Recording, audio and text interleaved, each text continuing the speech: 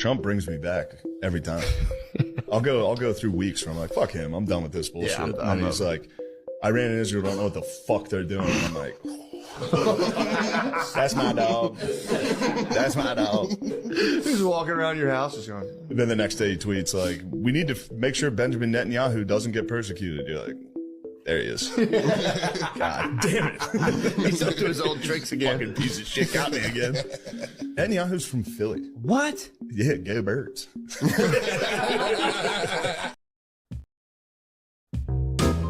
Shane, Shane, Shane. Shane, Shane, Shane, Shane. A-L-A-N, Allen. A-L-A-N, Allen. Allen, Allen, Allen, Allen, Allen.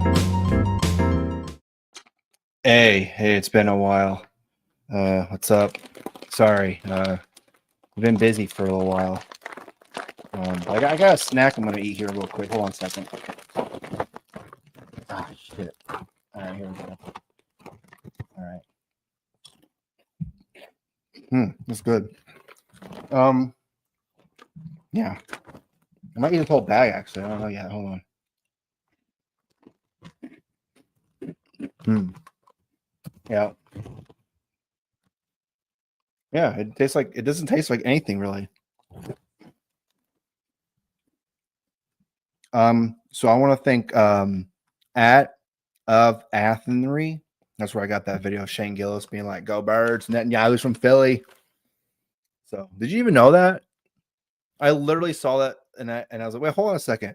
I looked it up. Sure enough, he was kind of raised in. I was like, holy fuck, this motherfucker. So, I mean, did you know that Netanyahu was from Philadelphia? I didn't know he was from Philadelphia, but I know that's not even his name. Yeah, Like right. Yeah. Everything about those people is a lie. I was like, I didn't know that.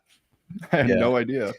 Those are disgusting, by the way. I don't know if you great. What are you talking about? These are awesome. Yeah. I don't know if you saw the taste test, but I did. That's why I'm doing this right now. Yeah. So first of all, opening the bag made the whole room just stink god awful, just gross to even smell them. But I was like, no, I'm not going to let that turn me off. I'm going to try one. I couldn't even have a second bite. I literally threw the whole bag away in my trash after the show. Hell yeah. And even as I was doing it, I thought, man, Shane would be so sad if he was here thinking like a whole bag that he could have going in the garbage. Yeah. Nah, man, absolutely disgusting. Oh, Dave loved his mayo, by the way. I saw that. Yeah. Yeah. He's good on that. He's been chowing down on it ever since. But yeah, Q pie mayo is pretty good. I got the short end of the stick on that one. That's BS. Well, how do you think he would react if he ate these? Oh, I don't think he would like them. I don't think he'd like them. I don't think they're big seafood people anyway. Yeah. But, I mean, I'll just stick with just eating actual shrimp. I think is what I'm gonna go with. Don't have a problem with that. Yeah. But yeah, these are pretty good. Nong Shim shrimp crackers. Anyone's interested? Try these out. The whole bag, if anyone's curious, is 380 calories. So if you're watching your calories, there you go. Wow. Yeah. What's the carbs though? I don't know. Carbs, whole bag, 48 fucking grams. There you go. 17%. Whoop whoop. So there you go. Yeah. These are fucking delicious. What are you talking about? Fucking disgusting. How dare you? God, they're just awful. They just it literally smelled. Just opening the bag just wafted this fucking street market smell into the room. It was so bad. My God. This is how you react when someone tries a snack and they don't like it. You laugh and you have fun. You don't fucking cry about it. You know what I'm saying? So thanks. I appreciate that. There you go. Like just actual shrimp, like basically every way that you can prepare shrimp, including them just being like a platter raw with some sauce. Like that's fine. I could sit here and eat the whole thing, no problem, but not those things. Not these things. They actually took the rotten fish smell out of shrimp and put them into those chips for you to eat. They And probably kept the did. actual good shrimp and threw that away. They vacuum sealed. Maybe mine were in reverse. Like I got the Bizarro shrimp chips. Like they're supposed to be good, fresh, shrimpy taste. I got just rotten, just disgusting. I don't know. Never again. Well, this is a good segue for me eating shrimp crackers or shrimp chips, whatever you want to call them, and you just absolutely despising this. So. They're not even chips. They're French fries. It's ridiculous. They're not like they're crunchy. No, nice and crunchy. Mm-hmm. So I know I was trying to move on, but now I have something to say now about this cracker or chip, whatever I don't know. To me, I'm sure for you because you've never had it before. So usually when you never have something, whatever that flavor is probably the strongest. You're not used to it yet. Maybe I'm just used to it because I've had these for a long time. They don't taste like anything to me, which is weird, right? Like, because I'm sure there's something where you eat and you're just like, it tastes like, whatever. But for you, it tastes like the absolute worst thing you've ever had in your life. So I don't know. It's weird. Taste buds are weird. Okay. So if they don't taste like anything, if it's just like a raw saltine cracker, then why do you like them so much then? Okay, maybe I was exaggerating. They do have a shrimpy, fishy type of taste, but to me, it's not so overpowering. Like I smell it.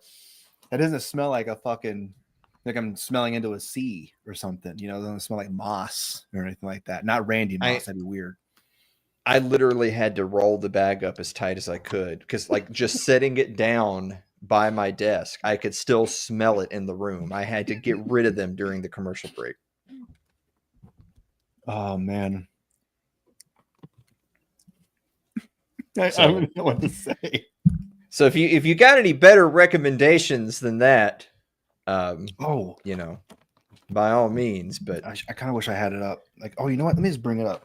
Here, do you want some?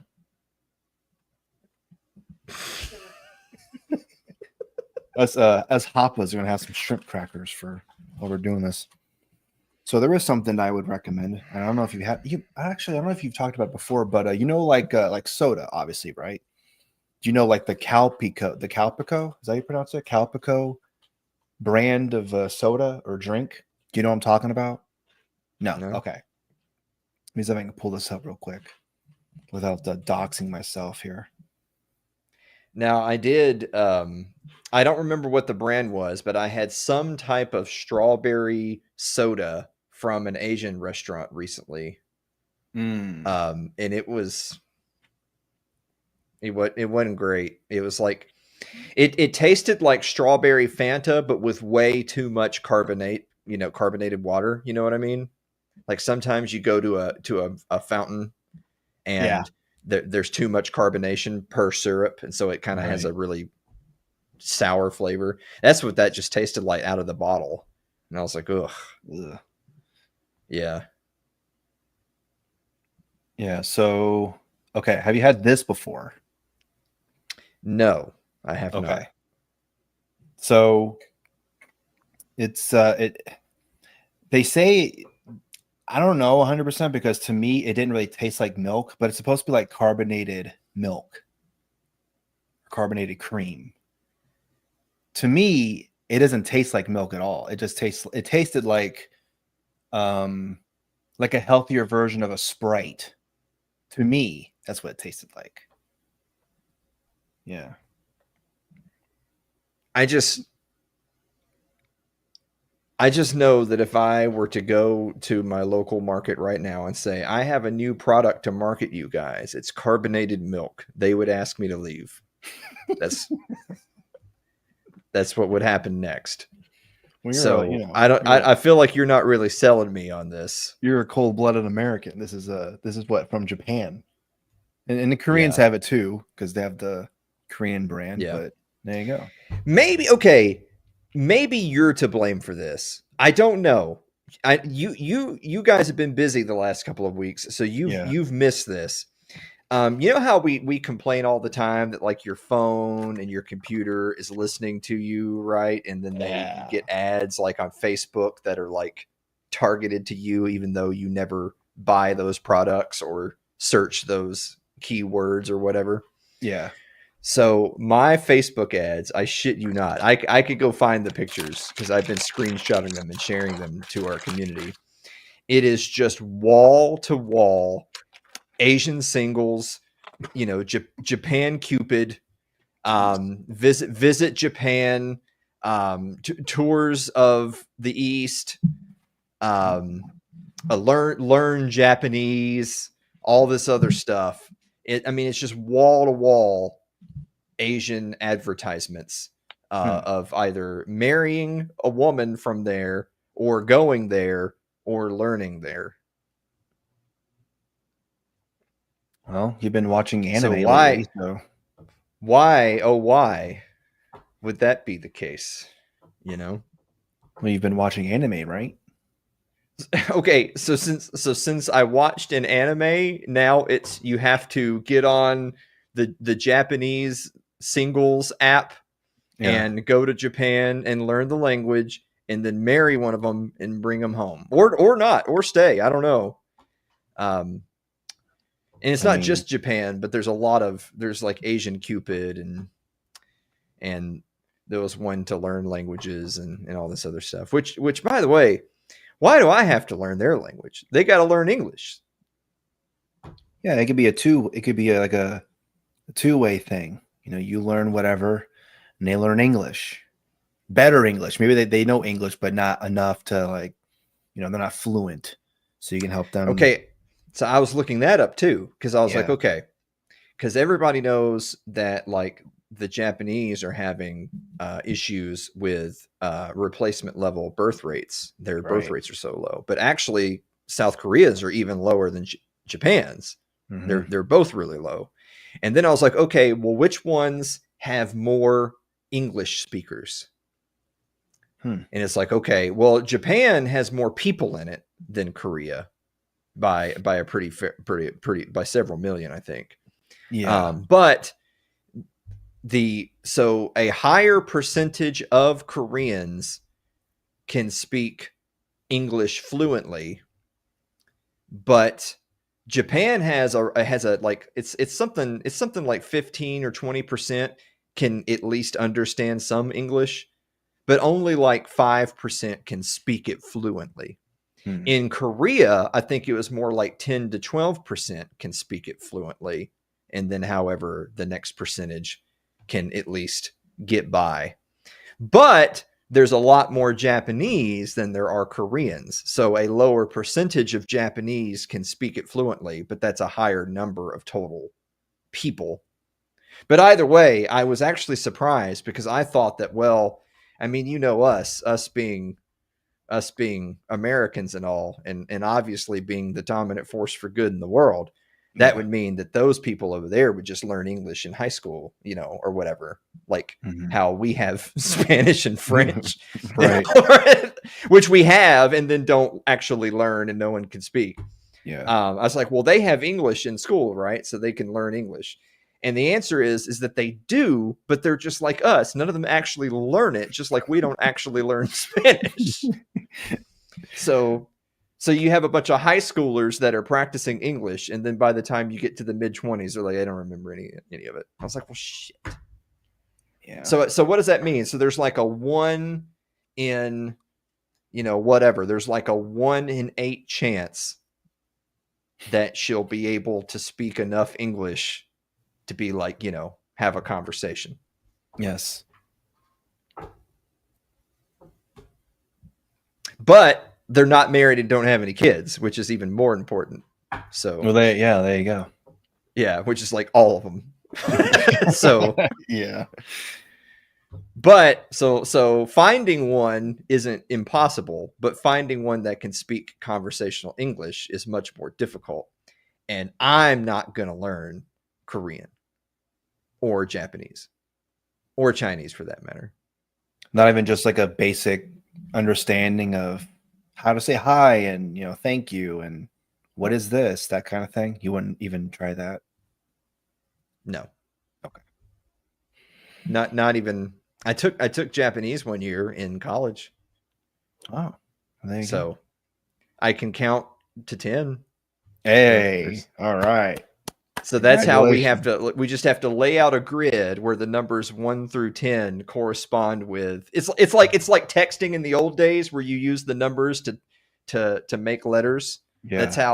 That's how I have to communicate in I have to turn those numbers into text. Just use Google Translate. It's fine. Yeah. Just do that. Yeah. Well, and then there's also like if you there's a difference then between like the alphanumeric or the Romani symbols. Like you can write Japanese using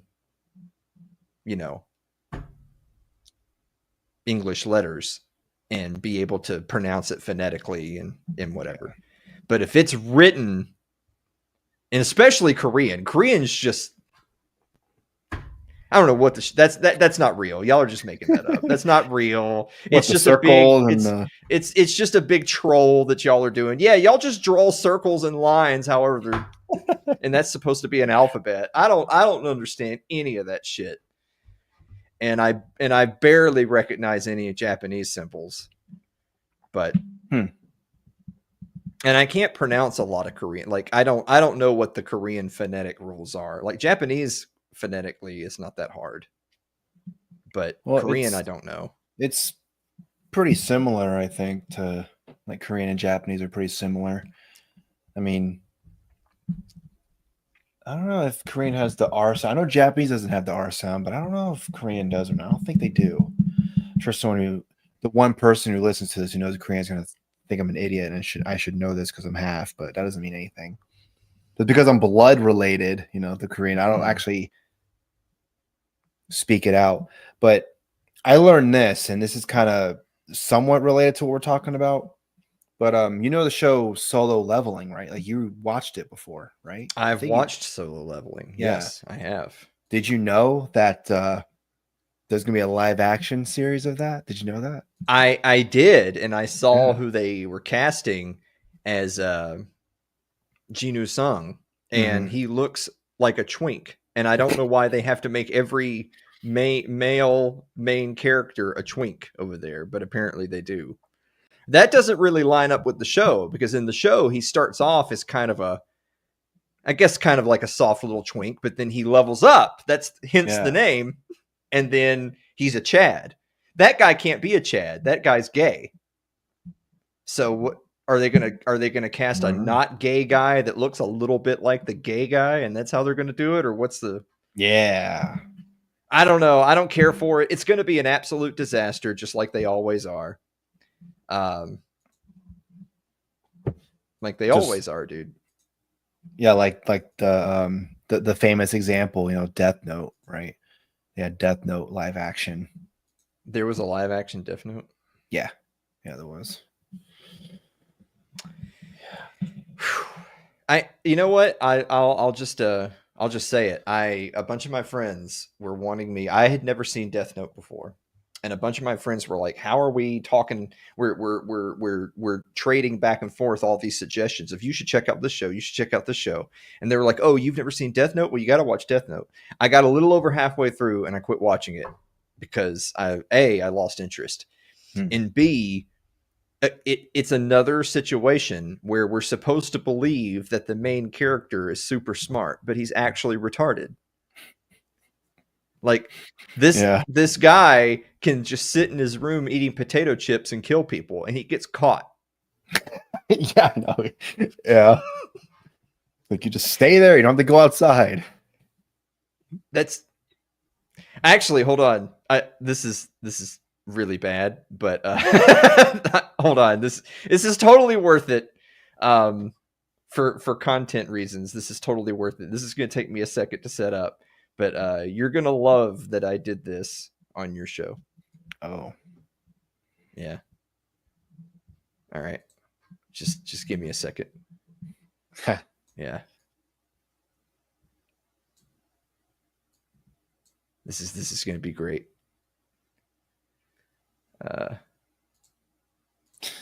Yeah. You already know where this is going.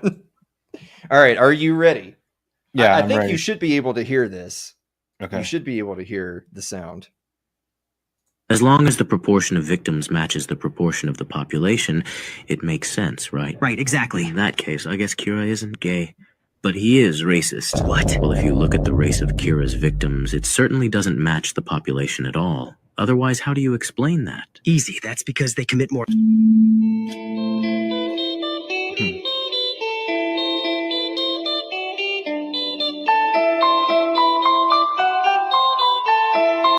That's exactly how I remember the show. Well, I mean, I don't even know what to say on that. Death Note. There you go. Yeah, so that was Death Note, everyone. Yeah. You're So, welcome. You Yeah. can check it out. Maybe buy the DVDs if you want. Yeah, that one right there is like a director's edition. I'm pretty sure. But maybe that's the shtick we haven't gotten into that you and me could do to go viral and get big. Is we start doing like little few minute videos that sum up some series, but our reimagining of the tale. So that was our reimagining of Death Note. All right. Well, Death Note. We can move on from that, right? Which people have moved on from that. That was like what? When did that come out? 10, 15 years ago? I don't even fucking know. It's not. Yeah. It's been. I mean, Death Note's been around. Jesus, like I think longer than that. Right. It's been a Dude, 2003 to 2006. for a couple weeks. So, hey, there you go. Yeah. Like, Man, 20 years. 2000. Damn, that's like 20 years. Yeah. Yeah. Jeez. Yeah. I can't believe I said, wow. Yeah. Whoa. I thought I was newer than that. Holy shit. That's crazy. That life comes at you fast. Yeah. That starts does. happening. Yeah. So yeah, like I said, we've been out for a couple weeks. Having and- boundaries makes your kid trans. What the hell? Excuse me. I just read that online. I don't know. What are you reading? Boy, won't you Oh my be God. shocked to learn. And I thought you had like half of their people on your feed even like already muted or blocked. How are you still seeing all this crap? Yeah, I do have a lot of Come on. that was our whole conversation Tuesday night. I was invited on another show and we were discussing the way to use Twitter appropriately, which is you just mute everyone. But you also mute words and phrases too that you don't want to see, because there's certain key words that every time I see them, I know this is going to be just shit. And so I've now blocked those words and life has gotten better. I wish I could do that in real life. It'd be just, be the best. Well, I know like so I said already a bunch of times, we've been gone for a couple weeks and a lot's happened. One thing that's happened that I'm really enjoying, and this is just me personally, is the way that I've been tweeting. Like I've been going, like I tweet, I'll do like a word, space, another word. Yeah.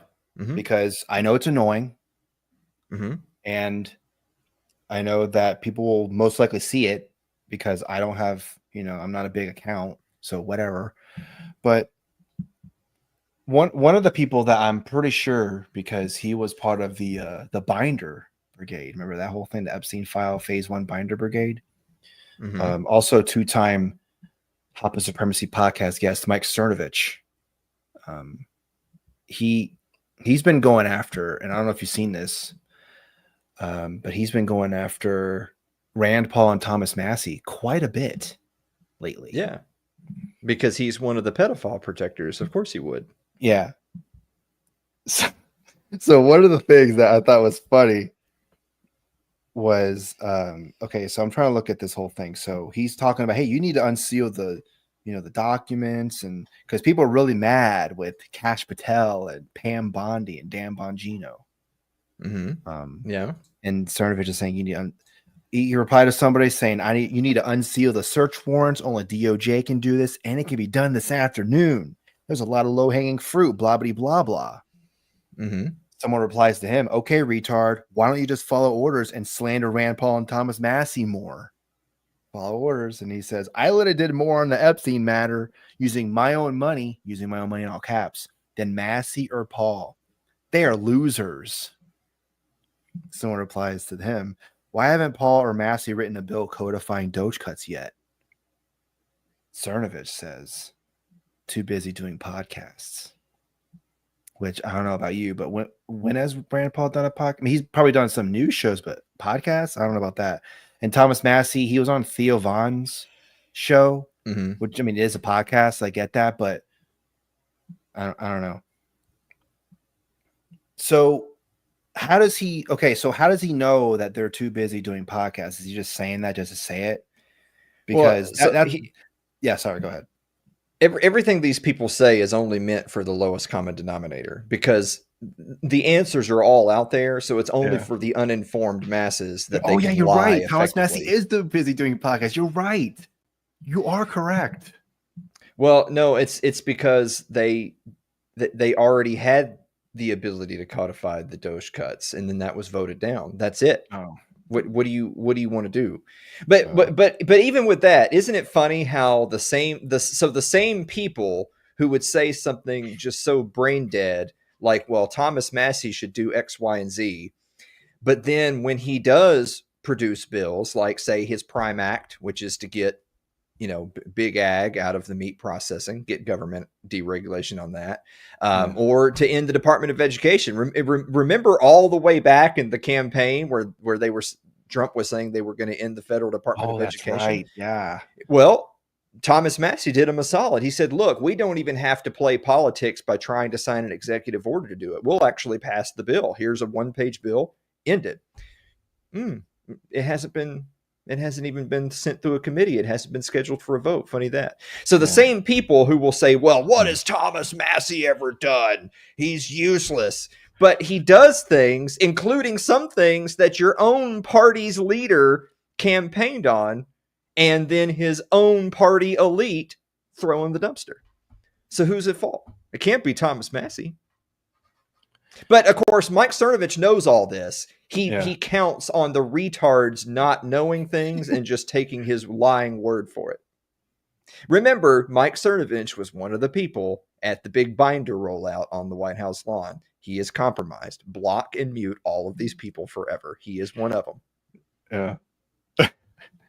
So I never see any of this because I blocked all of them. They're all blocked. Yeah, that's why I was thinking you probably haven't seen it, because he's probably on your block list. You're one of your thousands, one of your thousands of people you have blocked. But another thing too that I saw is, and I think it's just happened lately, and maybe I'm wrong here, but the White House, the official White House Twitter account, is starting to post, because the new Superman movies come out, and that's become this whole political thing where, oh man, it's too woke. Other people, no, it's not. I don't know what you're talking about. What the fuck? I haven't seen it yet. So the White House, here, let me see if I'm gonna try and pull this up here real quick, because I want people to know what the hell I'm talking about. I want to know if you want to see what I'm talking about, and I feel like I'm gonna sneeze. So Achoo. Yeah. I don't know when it's gonna happen, but I feel it. Do it, coward. Sneeze. It's not like I'm not wanting to or trying to. It's just it's not at that point yet. What I like better is the fact that the White House official Twitter account is getting ratioed by nobodies, because no one's buying this. They're trying to post memes, and people keep on responding to all their memes with, "Hey, how are the Epstein files looking?" Right, exactly. Yeah. They're getting torched. Like, Yeah. their PR people aren't stupid. Like, they know that they're like, well, this is the marketing materials that we have lined up. Well, sir, we're getting absolutely ripped to shreds, with every single one of these.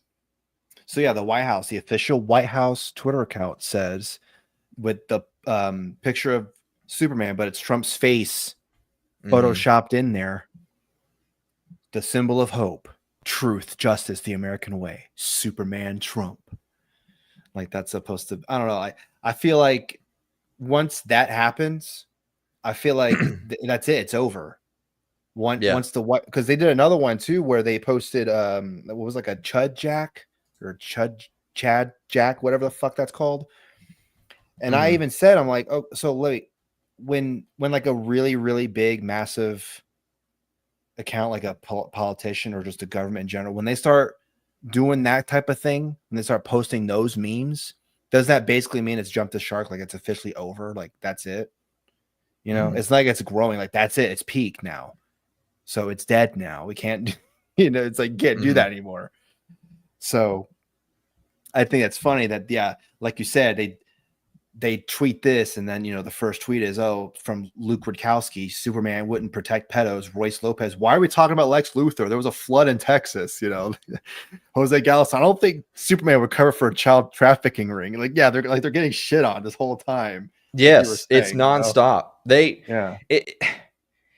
It's funny because it's both funny and sad. It's funny in the sense of they must have seriously thought that they could just, wave a hand and just move on to the next. Yeah, move on to the next controversy. And they've already tried, right? Like, they've already been floating these other clickbait, headlines, and people respond to every single one of them with, nope, waiting on the Epstein files. No thanks. Pedo protector.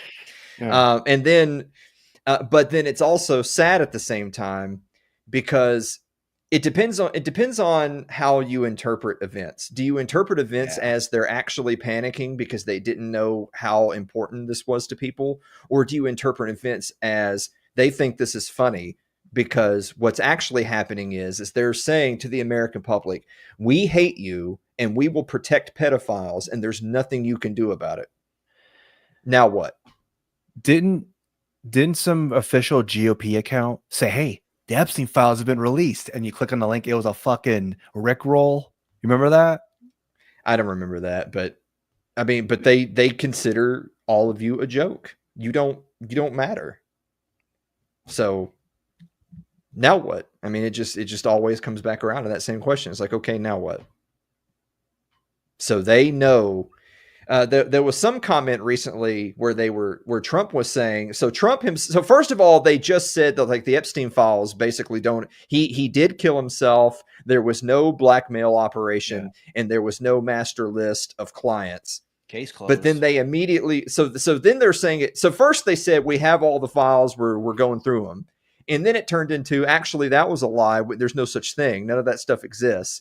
And then it turned into, well, actually, they do exist and we do have them, but releasing them would be so bad because so many people would be implicated that we're not going to do it because it would destabilize society. And we're like, yeah, I know. That's the whole point. That's why we're waiting on it, because that's fine. There's nothing wrong. So I guess when Pam Bondi said, they're on my desk, they're going to be released, we promise, I guess that was a fucking lie, right? Oh, actually, no, we didn't, best we can do is send more weapons to Ukraine, I guess. It's so funny that it ends up being, hypothetically something, like 2/3 of elected representatives at the federal level and, Fortune 500 CEOs, in business, world leaders around the globe are implicated in a child sex trafficking operation. And because that's so bad, they're not going to be released. But we also know what they're really saying is they're not going to be released and they're not going to do like that's it. That's the end of the story. It's like, okay, moving on to the next, order of business. It's like, so, but that means all those people just get to keep doing that? No. You have to release I don't care who's implicated. I don't care how many people it is. Because like Trump himself was insinuating like, oh, well, if we do this, then like, government's going to shut down because like we're not even going to be able to have a quorum in the House or Senate because so many of them are implicated. It's like, so first of all, we know you're on it. Like, let's call a spade a spade. What he's actually saying is I'm going down and therefore we're not going to release it. Same thing as Biden, by the way. Biden wouldn't because people ask these stupid questions. There's so many people saying that, well, Trump must not be on the list because don't you know that if the Biden administration had a list and Trump was on it, they would release it? Like, no, because they're on it too, you stupid fuck. No. They know that by opening that Pandora's box and releasing names, even if they try to hide their names and release the others, it runs this huge risk of it all being leaked. And so they're just not going to do it at all because they're all in on it together. No. God. People are so stupid. But at the end of the day, it doesn't even matter that they're stupid. It's also that even if people are legitimately mad, and I think a lot of people are, and even if people are not willing to take the appropriate action, you cannot vote your way out of a global child sex operation involving a majority of world leaders. No, that voting won't fix that. Damn it, I was hoping you could. Fuck. Yeah. Well, speaking of Superman, yeah, I gotta show you this if it'll load. All right. Speaking of Superman, I'm waiting to see how good the segue is. Oh, I know it's gonna be a good one. I promise it's gonna be a good one. Okay. Look at this guy. He's seen it. He said it's not good. He said it was not good. He's also in on it. So who cares? Oh, he's I forgot. He's an Israeli asset. Who gives a shit? He gets the wall just like the rest of them. In fact, he can face the wall they all love so much when we blow their fucking brains out. I like this. I like this one here. I'm going to share with you here in a minute. So you see that right there? Mm-hmm. This guy quotes. The 6 million really thing. I've seen a bunch of these where they use his picture. And I tell you what, a lot more people are I feel a lot safer with saying things like that than ever before. You think like 5 years ago, 10 years ago. Oh yeah. It would not have been so readily available to see so many people saying those types of things, liking those types of things. So I don't know. I'd like to sit here and say that I have, optimism for the future, that people are just sick of it all and want to see change. So first of all, the useful idiots will be the ones to stand in your way. You don't have to worry about the pedophile cabal in your way. It's all of their useful idiots that'll be in your way, number one. And number two, elections aren't what's called for here. Yeah, I mean, you're saying too that like the midterms for the Republicans are going to be a bloodbath. I think even before all this stuff, I think it was not going to, because historically, whatever party is presiding in the White House, of 9 times out of 10, it's not going to be good because let's do this and let's try that. The incumbent party always struggles in the midterms. That's always been the case, and now it's made extra so. Like, it's so funny. There's all these right wingers. Like right after the first Trump election, it was Trump 2020, Trump 2024, Trump 2028. Right, they couldn't fathom Democrats winning again, except for they won the very next election and they won in the midterms. Remember, they took over the House in the midterms and then also won the next presidential election. And now on top of that, well, whatever they did, they did. If you're not willing to do what it takes to stop it, they did. So Republicans either lost or they're cowards. Which one do you want? I'm good with either one. All of the above. All of the above. Yeah. But then, and so now fast forward to Trump 2, you again think that, man, between Biden and Kamala, and just, one fiasco after another, and the hiding of his mental state and, everything else. It's like, well, this is it. The Democrats won't win another election, and the border and immigration and all this stuff, except for, I mean, dude, we're still in the first, we're midway through the first year of Trump's 4 years to end his public service life. And everyone wanted, all right, we have to fix the border, and we have to have mass deportations. That's going to allegedly, now granted, Trump's a huge spender and inflation is really high because of Trump's spending just as much as Biden's, if not more. But no, it's okay. We're gonna have so much productivity, it's gonna overcome the rate of inflation between tariffs and between all the mass deportations. So all these illegals coming off the books, not taxing the system, freeing up housing, freeing up employment. Except for now, Trump's saying, actually, we're not going to get mass deportations, because he's talked to his people in all these different industries like ag and services. Oh, and they're saying, well, sorry, we can't lose all these employees. So actually, we're not going to pursue that. Okay, so there's one campaign promise. The deportations, nope, that's over. Not happening. All right. On day one, I will end the war in Ukraine. Right. So first of all, I think we missed day one. Yeah. In fact, we missed day one by so far, we've actually rolled back around to let's rearm Ukraine. Circle back around. Yeah, we've circled back around. So instead of ending the war on day one, he decided on day 132 to just give Ukraine more weapons. So, okay, strike two. That's massive. For that. Didn't he get impeached for that? Or, impeached because, he wouldn't send weapons to Ukraine? Fuck this guy. Get him out of office. This is massive. I mean, this is one of his these are like two of his huge campaign promises. And so that's two. Boom, gone, dead now. All right, what's the next one? We already discussed the Epstein files. We're going to release the Epstein files. We're going to go after the client list, because at the end of the day, if Jeffrey Epstein, who didn't kill himself, and we all know he didn't, and Ghislaine Maxwell, who is in prison right now for child sex trafficking to no one. So obviously they have who was involved. Those people need to be gone after. It doesn't matter who they are, how rich or powerful they are. And then, of course, obviously we've seen that play out. So that information will never be released.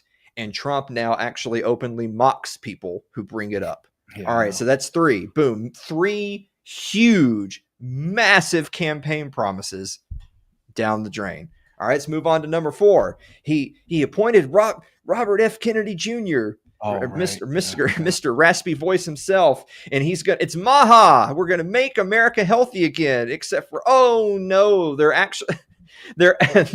actually approving even more deadly vaccines, specifically for special need cases such as children and elderly.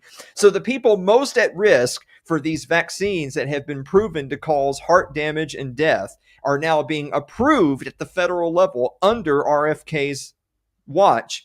And why is that? So again, we shouldn't be surprised.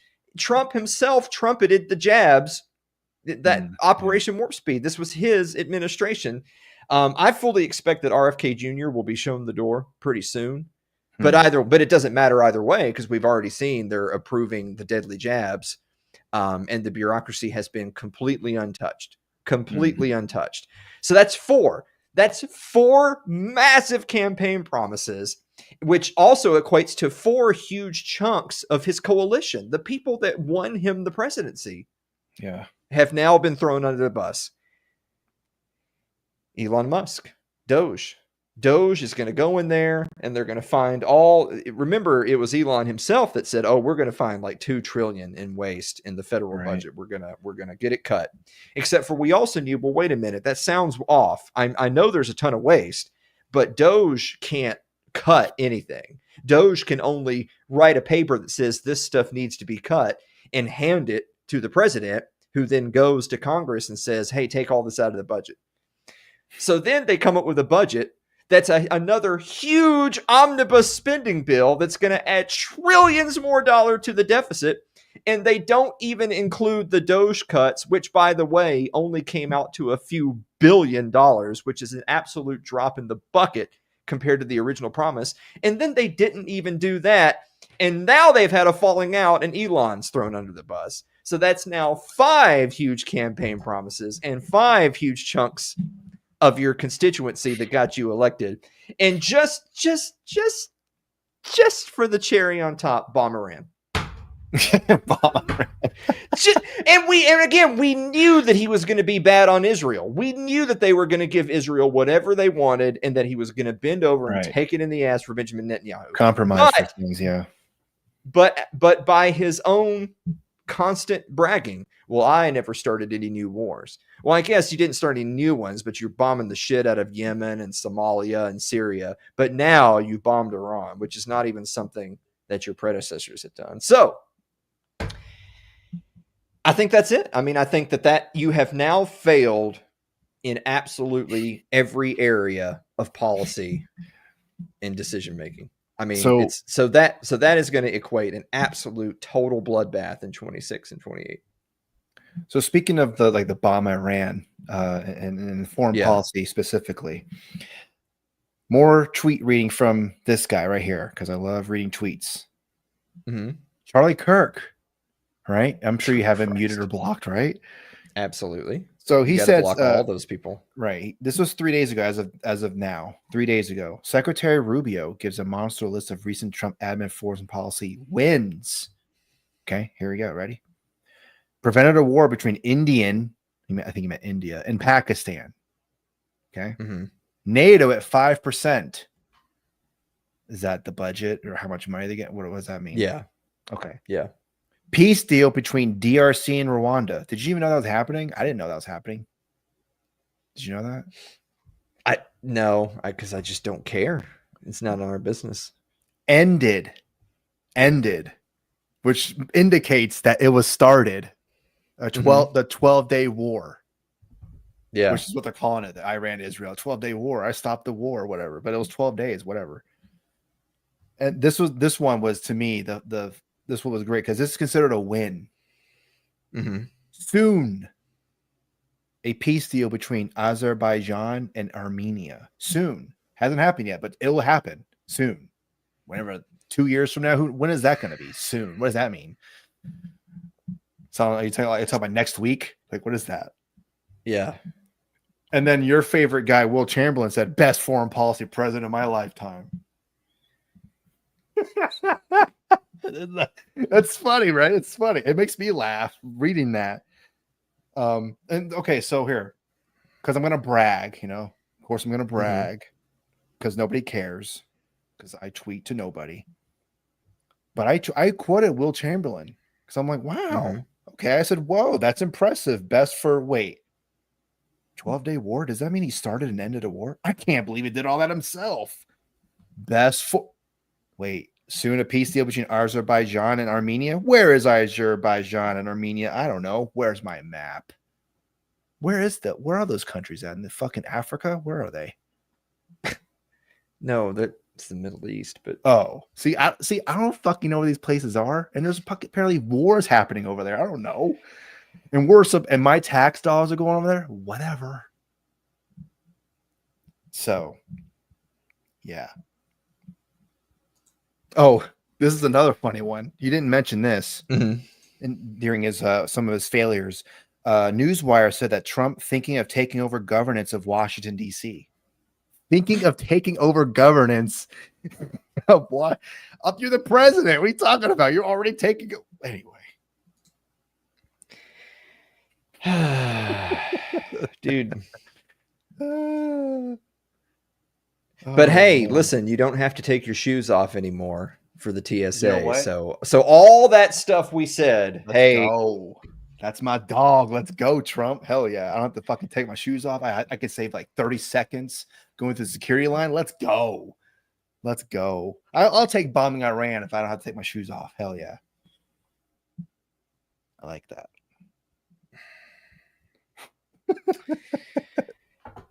So anyway, that's I think that's everything that you guys missed. There you go. I think That's so. it. Yeah, I think so. Yeah, things. Oh, another thing though. Sorry to interrupt, but another thing that happened that because I'm scrolling through my timeline, HBO Max is now a thing again. It's not just Max; it's now HBO Max. Did you know that they changed it?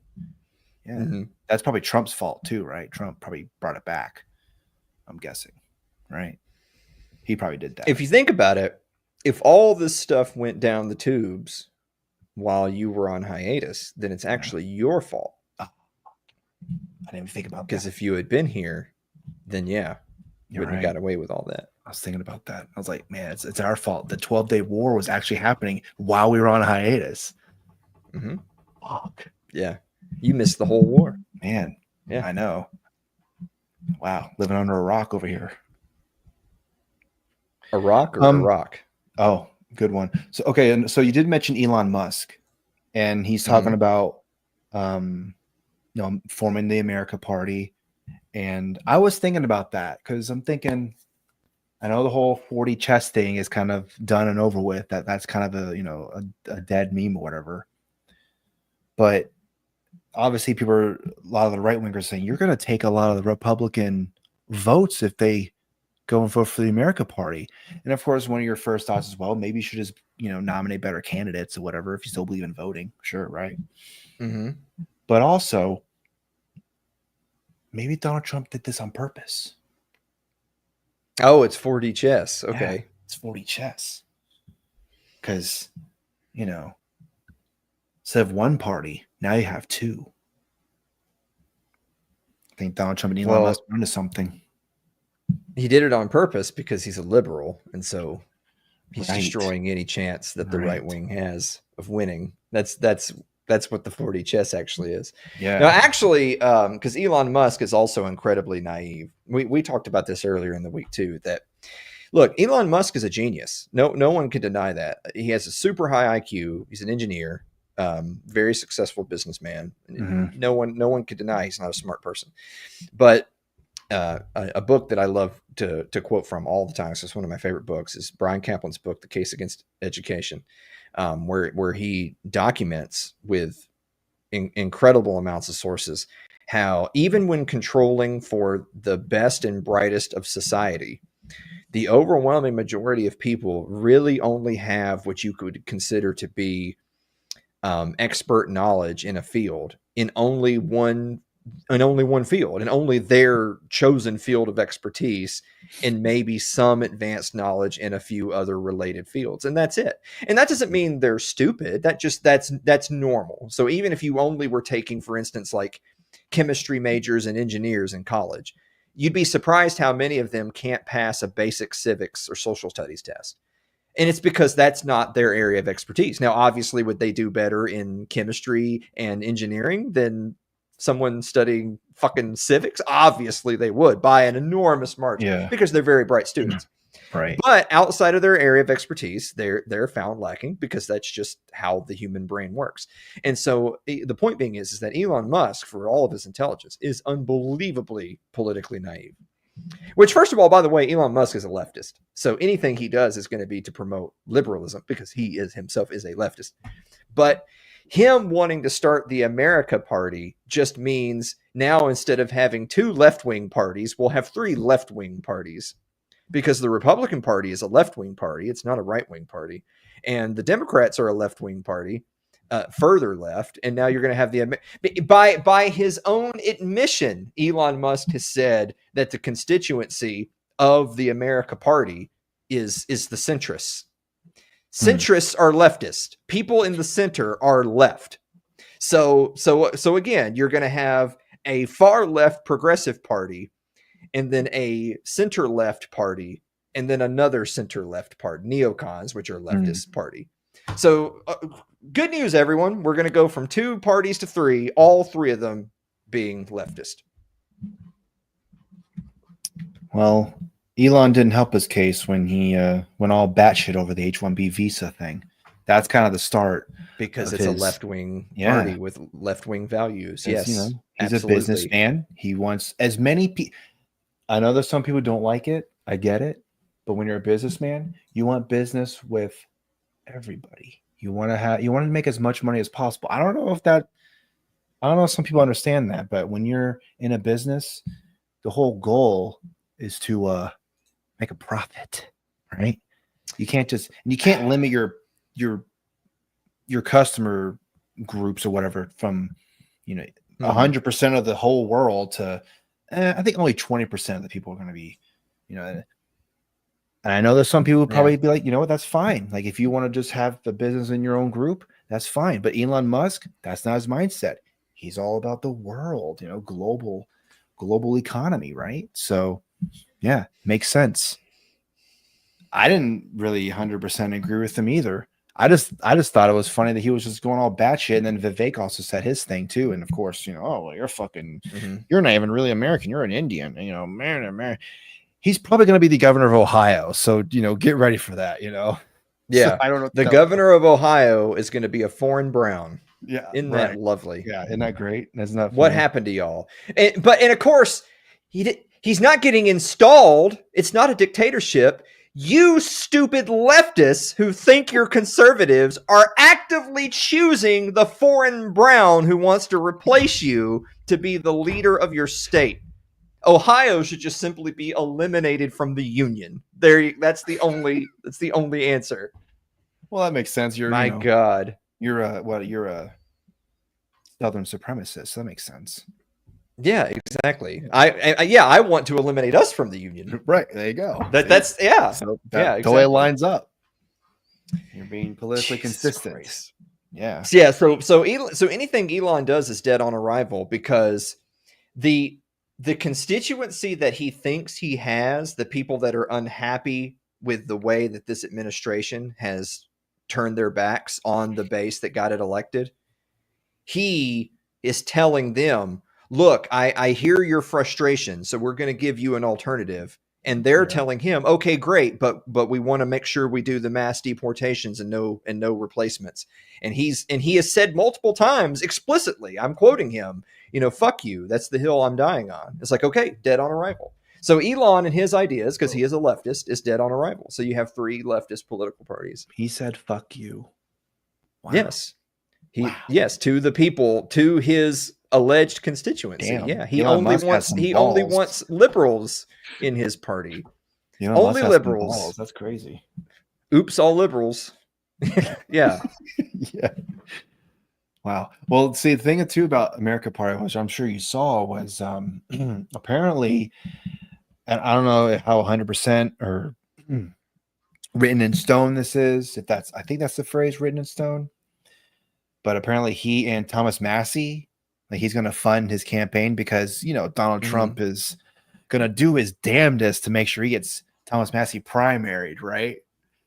And look, speaking on that, I think it is possible that whoever is the person that's going to try and actually be the person they choose to try and primary Thomas Massey in the Republican Party, I can see the percentage points being like 60-30 or where Thomas's number is a little lower than what it was before, like the last election or whatever. I could see that happening. Him losing what? Like a 0%, 0.1%. Oh, it's a 0% chance. Yeah. They'd have to kill him. He'd have to die to not win the election. Right. But they know that. So Thomas Massey actually gets this. He knows that Trump, so they know that they cannot get him out of his seat. But so then you ask yourself, well, then why do they do it? If they wanted to go spend $100 million in Kentucky just for him to easily win the election anyway, why would they bother spending that money? And the answer is that it's none of that's about Massey. It's about anyone else who would side with Massey over the administration. Most people are not as comfortable in their seat as Thomas Massey is. A lot of the ones who are establishment swamp creatures. The ones who are less likely to be establishment swamp creatures, but are also in a more hotly contested district, those people will not be brave enough to stand shoulder to shoulder with Thomas Massey against the swamp because they know that what's happening to Massey could happen to them. None of this is about Thomas Massey. It's about sending a message to anyone else who might side with Massey. So when the whole big beautiful bill vote was happening, and there was a lot of right wingers who were going after Massey because he wasn't going along, and I think it ended up being just him and another person. I can't remember who it was, but two people ended up voting no, Republicans. And I didn't see anyone going after the other person because maybe who cares? But Thomas Massey has like over a million Twitter followers, so maybe they're going to get the attention. Yeah. But I saw someone talk about him that it was negative, but it was in a way where I had never seen someone say this as a deterrent of Massey. So I'm going to read it, and you can give me your response because you probably understand. Well, not probably. You do understand this better than I do. Okay. So this is from Tom Luongo. All right. Okay. For those that do not understand why the OBBB needs a $5 trillion increase in the debt ceiling while still claiming to cut taxes and spending, I laid it out yesterday in his show, which I'm making public to talk some sense into the Massey holes. Hey, he's talking about you. Massey holes trying to destroy our country. You're trying to destroy our country, Alan. Yeah, that's Too long didn't read. There is a massive upward change in demand curve for U.S. Treasuries coming because of this bill. From the fundamental change in investment environment in the U.S. The British are scared to death because this bill, flaws and all, will finally break the remnant of their system. Massey is working for them, whether consciously or unconsciously. Personally, I think he's the snake in our garden, having been activated at this moment to stop America's true independence. Pass the damn bill. So he's saying that Thomas Massey's working with the British somehow, some way. So that is so woefully ignorant that it's not even worth taking the time to address. So I know that Luongo is not a Mises guy. He's not an Austrian. Yeah. I'm sorry to interrupt, but I know that he did a speech there that I do think I don't know if it's been released yet, but I think it should. It won't because be. It's not going to be. It's unfortunate because I think I did hear him talk about it, and I was, I actually want to hear what he has to say. But anyway, that's my. Well, because at the end of the day, he doesn't think that the Fed should be abolished, at least not right now, because of what the fallout would be. But the point being is that so at the end of the day, that anybody who says anything like what he's saying can be in another way could be saying, let's kick the can down the road. It's the collective hangover of going cold turkey from all the poison we've been ingesting for over a century will kill us. Therefore, we can't. That's frankly just, I don't know. This just popped in my head. That's no different than saying we can't release the Epstein files because too many people will be affected. That's the same. It's the same energy. It's that we can't do what we all know is the right thing to do because it'll hurt. Hurt who? Yeah, I mean, and isn't that what Thomas one of his big things about why he was voting? It's like what you just said is like we're just going to continue doing this whole thing because the next bill we're going to be doing the same thing. We're going to be voting on the same thing over and over again. Like, can we just? And I know we've mentioned it before where people were complaining about, you just want the perfect. You just want to put everything that's in there that's so perfect and everything. And of course, the whole thing that a lot of the people who were going after him was say, well, he voted for Biden's debt ceiling increase. So obviously he likes working with the Democrat than a Republican. It's his own party.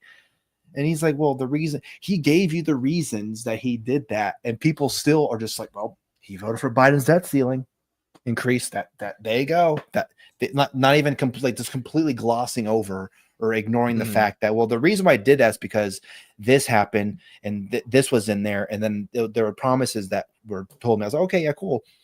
Mike Johnson, I think apparently just, broke those promises and now you don't trust the guy.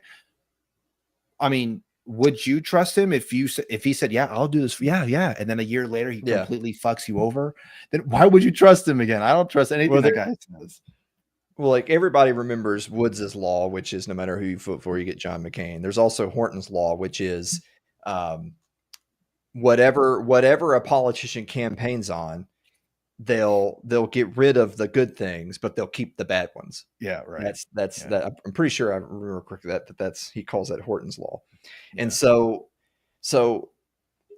basing the potential for economic growth, whether it's tariffs, whether it's rare earth minerals, whether various other trade disputes, whether it's the same thing as because Massey talks about this as well all the time. When you're looking at what the Congressional Budget Office, the CBO, when they're doing number projections, their numbers are always the rosiest possible estimates. This is if growth is, so we're projecting growth of this, and we're projecting, because they're never going to project a recession. They're never going to project an economic downturn. They're not going to project any natural disasters. They're not going to project any shipping lanes being shut down by Iran because we bombed them. They're never going to project things like that. But even by their own rosiest assumptions, they're adding trillions and trillions of dollars to the debt, and we know that the dollar is eventually going to collapse. So they at the end of the day, their position is that, and I get where they're coming from, because it's the anti-Peter Schiff position. It's you've been saying the collapse is coming for so long that what you've actually done is missed out on all of this potential yield. Mm-hmm. I get that. But that doesn't actually refute that the crash is coming. It just didn't happen tomorrow, because the Fed is going to, again, empowered by, and it's not an independent institution. You throw that right out. Fed works for the Feds. They're going to do everything they possibly can to print and spend all of their problems away, adding to the debt, lowering the value of the dollar, increasing inflation. And then they're going to sell people like him on it, on the auspices of, well, there's going to be this economic growth. Take again that big list of things where I said that Trump has destroyed his own base. It's like, well, they projected so much economic growth and savings from the deportations, but we're not getting the deportations now. So if that was factoring into your equation, throw that right out. And the list goes on and on and on. So there's absolutely going to be more economic hardship. The tariffs are only going to be a drop in the bucket. And by the way, what tariffs? They keep on extending the deadlines for these tariffs, because again, it's like, okay, which of these two things is it? You can only have one. Please tell me which one it is. Either Trump is going to do all of these tariffs, which are totally going to be respected by the foreign countries, and they're totally not going to pass the cost down to the consumer, and we're totally going to raise all this additional revenue, and it's totally going to help balance the economic scales. Or he's actually playing 4D chess to get all these concessions and trade battles, because he's not actually going to do the crazy tariffs. Well, which one is it? Because if he's not actually doing it, then again, take that out of the equation that you're factoring in your head when you're deciding the pros and cons of these policy decisions. These people, at the end of the day, there is only one answer, and it is the continued spending and the debt is going to bankrupt the country. And when that day comes, it's going to be very, very bad for a lot of people. And so at this point, that's a done deal, because there's no political will to address it. If there was, there'd be more Thomas Masseys, but we know there's not. So we have a choice. We can either rip the Band-Aid off and go through a lot of suffering now, or we can keep kicking the can down the road so that your children or your grandchildren have to rip the Band-Aid off. And when they do it, it's even way worse for them than it would have been for you. It also comes back around to just a generational mentality as well. There are a lot of people, and they don't hide themselves. They explicitly say it out loud on their social medias all the time, that will tell you point blank that if I have to choose between taking my medicine now or kicking the can down the road, I'll kick the can down the road, because I'm 52 and I'm about to retire, and then I want to live 30 more years, and I don't want to have to deal with an economic crisis. It's like, that type of selfish thinking didn't build this country, but it most certainly will destroy it. Where do you go from here? I mean, what do we do now after that? You go to at Alan Mosley TV. That's it's too late with Alan Mosley. It's Wednesday nights, 9 o'clock Eastern time. All right. Getting the Twitch, show back. Hell yeah. Twitter. All right. Yeah. Last I think thing. next week we got to do something more fun. You know, Don't I you had have some any fun topics? I did have a fun topic. I don't know if you want to do it now. I know we're over an hour. We can do it now. I have a question that I wanted to ask you. Okay. I think you know it because I already told you when we were messaging, whatever. But like, so I saw like a Twitter, tweet, whatever. Whereas, you know, what's an unpopular food opinion that would have you like this? You know, it's that guy with all the swords around him, whatever, all the swords. Yeah. So what's an unpopular food opinion that would have you in that situation? Sushi is raw fish. That's gross. Yeah, that's raw fish. Yeah, it's pretty good. I like it. That's disgusting. Yeah, that's awful. Oh man, spoken like a true Southern. Deep fry that shit right now. Oh my god! Hey, deep fried sushi. I think that's a thing. I'm pretty sure. I tried that before and it was awful too. Oh god dang it! Come on. I've tried it. Like everyone loves sushi so much, and it always looks so, you know, exotic and presentable. And it's like, well, it seems like I just need to find the one, right? I just got to find the one for me. And I've tried, and they're all just awful. And so sushi sucks. Man, how are you gonna have a good Asian woman if you don't like sushi and if you don't like she can't this? Just like come on. She can't just make like steak into little bitty cubes and rice she can do that. Like stir fry is good.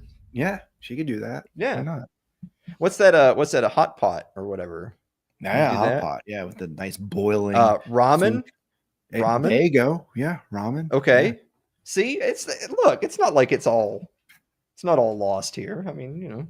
But sushi's pretty good. It's pretty good. I like hibachi. I like lo mein. Hibachi's good, yeah. I like ramen. Ramen, So, yeah. There you go. So, yeah. Real Asian food. Let's go. Yeah, exactly. Those are the only words I'll know that if I say them to her, she'll be like, oh, yeah, all right, I got you. Yeah. Like, I got it. Yeah. You're super white. You're a super white guy. Yeah. Well, I mean, to be fair, I'm probably going to try to pick up one of the Asians that looks super white. Well, there you go. Yeah. It's a good point. To be real. So I'll answer with the question with my answer, but so peanut butter and egg sandwiches are probably the best sandwich. It's fucking great. Yeah. Peanut butter and egg sandwiches. Yeah, let's do it. I like peanut butter and I like eggs and I like egg sandwiches, but I've never had an egg sandwich with peanut butter. I'm telling you, I know I've steered you wrong plenty of time before. I mean, we have a prime example. Yeah, right here. I'm not gonna adorn the side with shrimp chips. That's not happening. Can you imagine a peanut butter egg sandwich? Okay, peanut butter and egg sandwich. Okay. Try it. You should try it. Yeah. It's fucking great. Okay. I'm willing to try it. Yeah. Well, that's good. I think you should do it live. Have you ever had peanut butter banana? Yeah. Peanut butter banana sandwiches are dope. It's pretty good. Yeah. Yeah, but I've never substituted the banana for egg. Yeah, more protein. So. Even though peanut butter is kind of a debatable protein source, but egg, pretty good protein source. There you go. Mm-hmm. So, but over hard, right? Like it's not going to be a runny egg with peanut butter. No, you do want to kind of have the yolk to be Okay, all right. Maybe a little bit with a little bit liquid, but not super. Where it's going to go all over your. Well, I mean, like I've had eggs with like, pancakes and waffles, and you got a little egg mixed in with a little syrup, and it tastes good, and so that's a sweet. So I mean, I'm open to the possibility that this might be okay. Well, a prime example is my wife here. She was like, "You crazy motherfucker! Peanut butter and egg sandwiches? You are retarded." And then she Wow. tried it. Uh-huh. Then she tried it. That's what she Okay. said. Yeah. I'm shocked at that that harsh language for I you. know. I know. Verbatim, that's what she told me. She said, I'm retarded and I'm a stupid, crazy motherfucker. I know. Wow. Technically, I am a motherfucker, but you know what I'm saying. Wow. That's All I mean, right. just Yeah. what a way to end the show. I know. That was cringe. What, right? He was doing so good, and then That was. They don't know what the fuck they're doing. Do you understand that? That's the best thing he's ever done. That's the best thing. That's the best thing about Trump's presidency, both 1 and 2. It's just the memes and the quotes that come out of his fucking mouth. Perfect. What he does, debatable. What comes out of his mouth, 9 times out of 10, hilarious. Just so funny. I mean, Kamala Harris. Can you imagine if Kamala Harris is president right now? We still have good memes. We still have some good, funny moments. But well, it would be cackling retardation. There's no doubt about that. Yeah. Like, who's going to be the nominee in 2020? Fucking Pete Buttigieg? Ugh. JD Vance? No, I mean, he could be gone. it won't be someone like it won't be somebody like Buttigieg because they know that he has no he has no support like at all. Zero. Maybe Josh Shapiro. I don't know. We still got the midterms to go through for that, so I don't even think about 2028. It's like I want to know now. I want to know now. Yeah. All I don't know. The representative in my district voted for the bill, so I think I should run. Andy Ogles voted for more deficit spending, so I think I should run against Andy Ogles. I think Elon Musk should fund my campaign to run against Andy Ogles, and then I could be, and then I could be. Imagine that. Then I would be in Congress, and then the first time that even my shoes untied, people like sold out, fake conservative, doesn't respect the Constitution, leftist people. There'll be me's out there saying those things about me. Well, not only that, but the fact that you're in office now. You go, what? I thought you didn't like voting. What are you doing? Who are you in this fucking? Why are you wearing a suit? Oh, I don't. Yeah, I mean, I'm only going to vote in my own best interest. That's, I mean, obviously. Well, I mean, if you're in there, I mean, shit, you know what's best for you. So exactly, I know what's best for me, so I'm going to do that. Yeah, I think we have a winning strategy here. I think we got this. All right, everybody, go vote for Alan Mosley over at whatever district he's in. Whatever district he's in. The monster that is Andy Ogles. And yeah, I think we got it. Just keep tagging Elon Musk. Let him know what your thoughts are. And hey, maybe you'll get that quintessential I'm on it from Elon Musk. Yeah, the old I'm on it. You'll get some good old money from Elon. I don't know. I gotta get a lawyer to talk about campaign finance, because like if Elon Musk gives me like, maybe 20 million to run my campaign, can I just can I just take like 15 of that and just put it in some CDs or something, start drawing interest, and then with the other 5 maybe run the campaign? Is that allowable, or is that what we call campaign finance fraud? Yeah. I don't think you can actually. I don't think you can. Well, I mean, I got to draw a salary, obviously. I mean, I'm going to be busy. Yeah. I mean, hello. Yeah.